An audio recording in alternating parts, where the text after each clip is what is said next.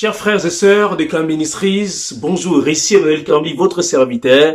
Je suis honoré par votre présence. Aujourd'hui, dans le cadre de notre nouvelle série intitulée Les uns les autres, nous allons aborder un sujet tellement particulier, en tout cas un sujet qui me tient à cœur, à savoir, accueillez-vous les uns les autres. C'est l'apôtre Paul qui le dit dans Romains chapitre 15 au verset 7 en disant, accueillez-vous les uns les autres comme Christ vous a accueillis pour la gloire de Dieu. C'est très intéressant, n'est-ce pas? Dans quelques instants, nous allons passer du temps pour analyser ces textes et voir dans quelle mesure ces textes s'appliquent à nous aujourd'hui.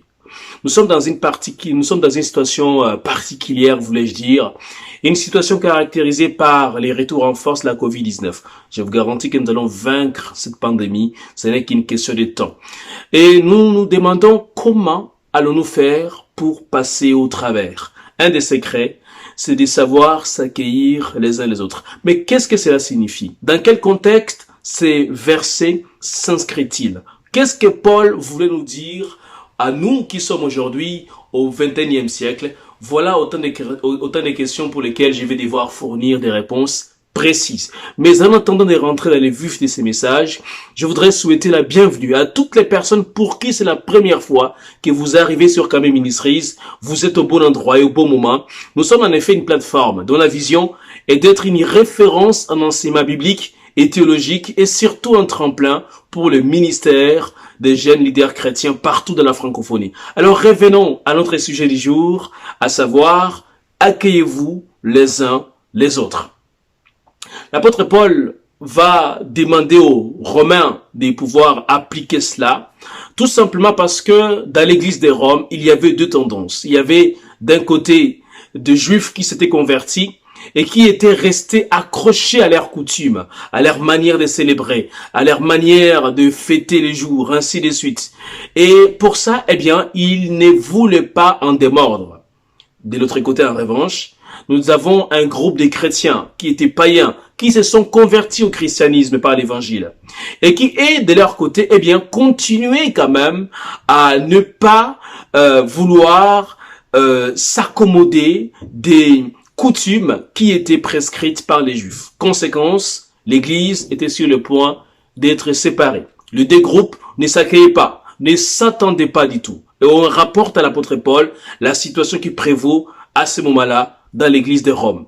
Et donc, il prend sa plume et écrit à l'église de Rome afin de tenter de concilier ces deux groupes et surtout de faire tout ce qui est à son pouvoir pour préserver l'unité dans l'église de Rome. Voilà les contextes de ces passages. Mais la question qu'on doit se poser, c'est qu'est-ce que cela signifie « Accueillez-vous les uns les autres comme Christ vous a accueillis » En quoi ça s'applique à nous aujourd'hui? Répondons à la première question, qu'est-ce que cela signifie?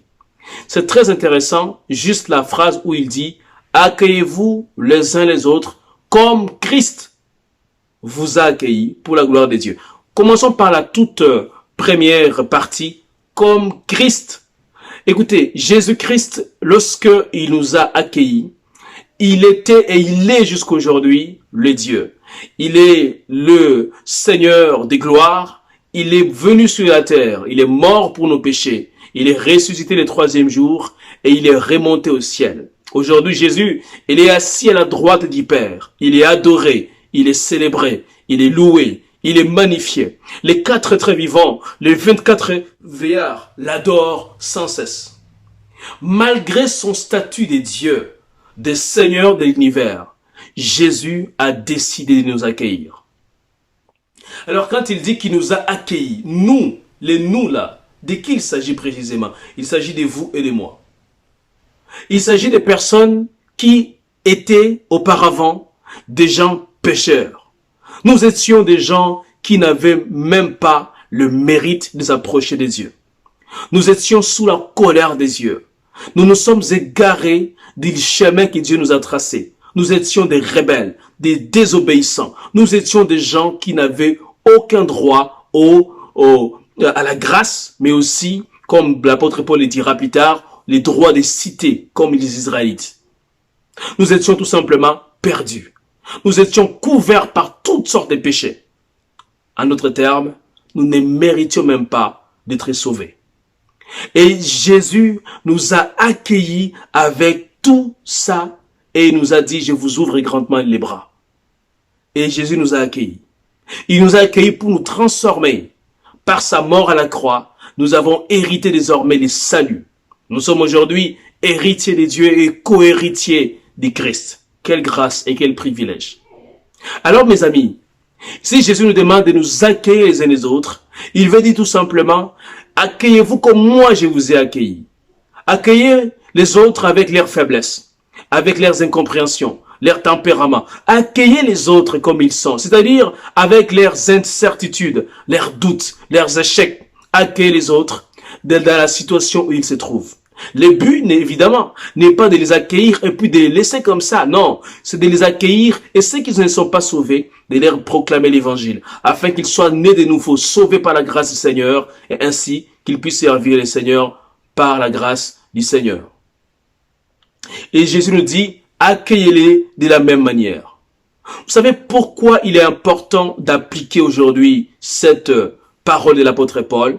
Pour la bonne et simple raison que, avec les retours de la COVID-19, ça devient de plus en plus difficile de s'accepter. Aujourd'hui, nous observons ce qu'on appelle la distanciation sociale. Il est vrai que dans les circonstances, c'est important parce que ça nous protège. Mais en même temps, ça crée un éloignement entre nous. Ça fait que les gestes qu'on faisait auparavant, nous ne pouvons plus les faire. Nous avons du mal aussi à nous accueillir les uns les autres. Et voilà pourquoi l'apôtre Paul veut nous rappeler qu'il est important quand même de s'accueillir les uns les autres. Qu'il est important de mettre Dieu au centre de nos relations. Aujourd'hui, s'accueillir est un besoin. Beaucoup de gens ont besoin d'être acceptés, d'être accueillis comme ils sont, avec leurs incompréhensions, leurs doutes, avec tout ce qu'ils sont.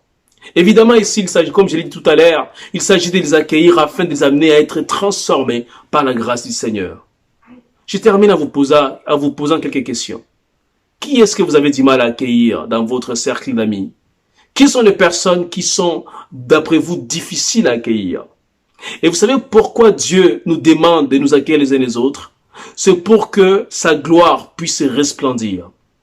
Et je rappelle ces versets, l'apôtre Paul dit, accueillez-vous les uns les autres comme je vous ai accueillis pour la gloire de Dieu. Chaque fois que vous allez accueillir quelqu'un, vous allez l'accepter comme il est. Vous allez l'accepter avec ses doutes, avec ses incompréhensions, avec son tempérament, avec ses préjugés. Chaque fois que vous allez l'accueillir, non pas pour les moraliser, non pas pour lui couvrir des préjugés, mais pour l'accueillir afin que vous puissiez voir comment vous pouvez ensuite conduire la personne à Christ. Chaque fois que vous allez faire cela, eh bien, la personne se sentira acceptée, se sentira aimée, se sentira valorisée et par-dessus tout, la personne pourra aussi s'ouvrir à vous.